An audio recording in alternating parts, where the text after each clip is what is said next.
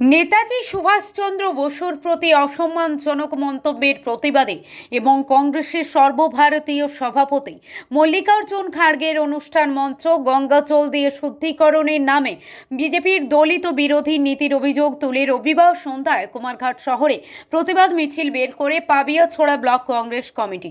মিছিলটি কুমারঘাট শহরের বিভিন্ন গুরুত্বপূর্ণ রাজপথ পরিক্রমা করে পুনরায় কংগ্রেস কার্যালয়ের সামনে এসে শেষ হয়। মিছিলে উপস্থিত ছিলেন ত্রিপুরা প্রদেশ কংগ্রেস সম্পাদক সত্যবান দাস, সাধারণ সম্পাদক তরুণ সাহা, উনকোটি জেলা কংগ্রেসের সাধারণ সম্পাদক সমীরণ দাস, সহ সভাপতি রিন্টু লাল দেব, জেলা যুব কংগ্রেসের সহ সভাপতি সৌরভ চক্রবর্তী, মহিলা কংগ্রেসের জেলা সভানেত্রী ফুলকুমারী গোস্বামী সহ অন্যান্য কংগ্রেস কর্মী সমর্থকরা। এদিন প্রদেশ কংগ্রেস সম্পাদক সত্যবান দাস অভিযুক্তদের বিরুদ্ধে দৃষ্টান্তমূলক শাস্তি এবং দ্রুত গ্রেপ্তারের দাবি জানান। পাশাপাশি তিনি বিজেপির কথিত দলিত বিরোধী নীতিরও তীব্র সমালোচনা করেন। কুমারঘাট প্রতিনিধি রিপোর্ট, প্রতিদিন ত্রিপুরা। পাবিয়াছড়া ব্লক কংগ্রেসের উদ্যোগে আমাদের জাতীয় বীর মহান দেশপ্রেমিক নেতাজি সুভাষচন্দ্র বসুকে নিয়ে অনন্ত মহারাজ সাংসদ উনি কুরুচকর মন্তব্য করেছেন, অসম্মানজনক কথা বলেছেন। তারই প্রতিবাদে এবং ওনার সংসদীয় পদ খারিজ করার দাবি নিয়ে আমরা আজকে এই প্রতিবাদ মিছিল সংগঠিত করেছি।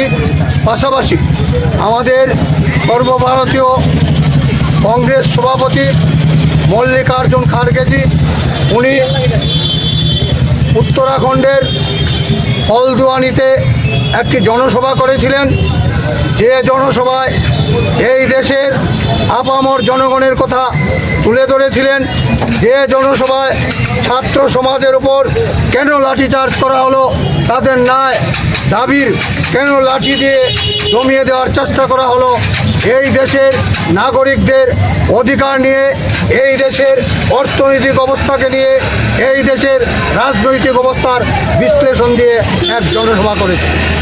এই জনসভার পরের দিন আরএসএস মদতপুষ্ট, বিজেপি মদতপুষ্ট হিন্দুত্ববাদী সংগঠন সেই মঞ্চে গঙ্গাজল ছিটিয়ে সেই মঞ্চকে ধৌত করেছে, সেই আচরণ করেছে।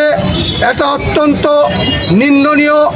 গর্হিত একজন তফসিলভুক্ত সম্প্রদায়ের নেতা হিসাবে আজকে ভারতীয় জাতীয় কংগ্রেসের সভাপতি আসন উনি অলঙ্কৃত করেছেন।